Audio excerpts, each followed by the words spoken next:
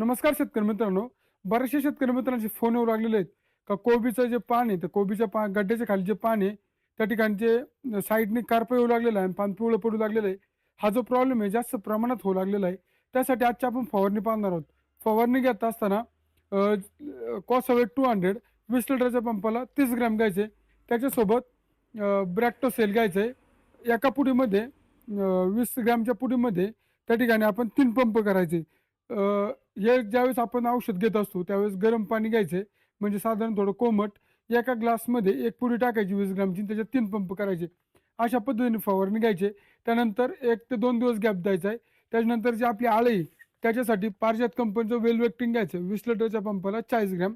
त्याच्यासोबत ग्रोफर्ट घ्यायचं आहे, जेणेकरून आपला जो कोबीचा जो गड्डा आहे त्याची साईज होणार आहे आणि पानं आहे ती चांगली रुंदण्यास मदत होणार आहे.